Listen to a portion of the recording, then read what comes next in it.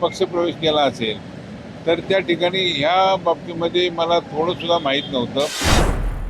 पिंपरी चिंचवड महानगरपालिकेचे पडघम वाजत आहेत आणि अनेक जे इच्छुक आहेत ते पक्षांतर करत आहेत, कारण त्यांना त्यांच्या पक्षामध्ये तिकीट मिळत नाही, त्यामुळं ते इतरांच्या पक्षात पक्षप्रवेश करत आहेत. सध्या आपण प्रभाग क्रमांक 8 मध्ये आहोत आणि या ठिकाणी माजी आमदार विलास लांडे यांचे सुपुत्र विक्रांत लांडे यांचं हे कार्यालय आहे. अगदी ते इच्छुक आहेत, परंतु त्यांच्याच पक्षात एका व्यक्तीनं एंट्री केलेली आहे आणि त्यामुळं अनेक गोष्टी ज्या आहेत त्या उद्भवलेल्या आहेत. या संदर्भात बोलण्यासाठी आपल्यासोबत विलास लांडे आहेत.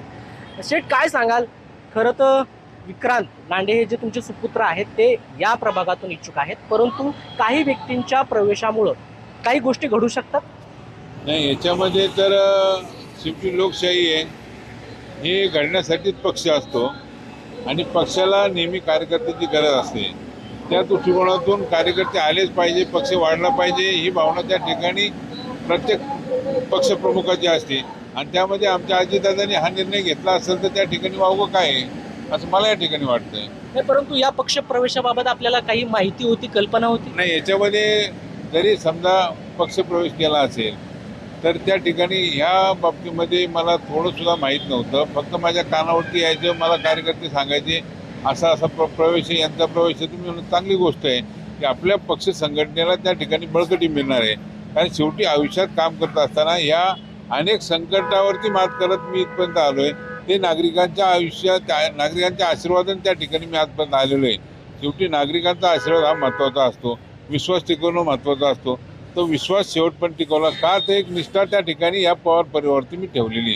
त्यामुळे मला वाटत नाही त्या ठिकाणी की आता काय होईल, पण पिंपरी चिंचवड शहराचं भवितव्य त्या ठिकाणी ज्या पद्धतीने अजितदादांनी या शहराची जडणघडण मोठ्या प्रमाणात केली, चांगली डेव्हलपमेंट केली, त्या दृष्टिकोनातून हा विचार त्या ठिकाणी पुढे नेण्याचं काम माझ्यासारखा कार्यकर्ता अनेक वेळा त्या ठिकाणी पदावरती असताना काम केलेलं आहे. त्यामुळे मला खात्री आहे की हे काम त्या ठिकाणी लोकशाहीच्या माध्यमातून जे काही निर्णय घेतील ते नंतर सर्व याच्याप्रमाणे घेतील. पण प्रवेशाच्या बाबतीमध्ये मला थोडीसुद्धा कल्पना नव्हती, याची या ठिकाणी मी नमूद करतो. नाही, परंतु तुम्हाला अंधारात ठेवण्याचं काय कारण? कारण तुम्ही या ठिकाणचे माजी आमदार आहात, राजकीय दांडगा अनुभव आहे. अशा परिस्थितीमध्ये तुम्हाला अंधारात का ठेवण्यात आलं? नाही, मला अंधारात ठेवण्यापेक्षा त्या ठिकाणी मी कुठेतरी बाहेर गेलो असेल, मला संपर्क साधण्याचा प्रयत्न केला असेल, मी नसेल. पण त्यांनी त्यावेळेस ज्यावेळेस ते आले त्यावेळेस मी त्या याच्यामध्ये उपस्थित होतो प्रवेशाच्या वेळेस, पण त्यावेळेस चर्चा झाली नाही. पण चर्चा होईल. जे पक्षप्रवेश केले ते ताकदीचे आहेत, ते चांगल्या जबाबदारी काम करणारे आहेत, त्यांना सुद्धा विश्वास घेऊन त्या ठिकाणी बैठक होईल, नंतर निर्णय घेतील अजितदादा आणि सुनील तटकरे साहेब, अशी मला खात्री आहे. परंतु आता तुमच्या सुपुत्रांसाठी उमेदवारी तिकीट मिळावं म्हणून संघर्ष करावा लागेल की नाही? मग नाही, संघर्षापेक्षा त्या ठिकाणी माझं प्रामाणिक गेलेल्या अनेक वर्षापासून, गेली 40 वर्ष मी त्या पवार परिवारावरती आहे. मी कोणताही सत्तेसाठी पक्ष बदललेला नाही.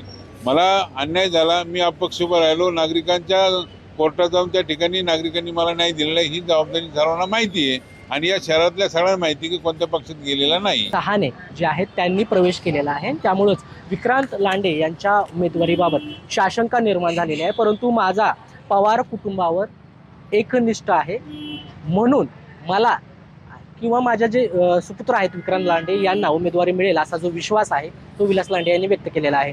कृष्णा पांचाळ, लोकसत्ता ऑनलाईन, पिंपरी चिंचवड.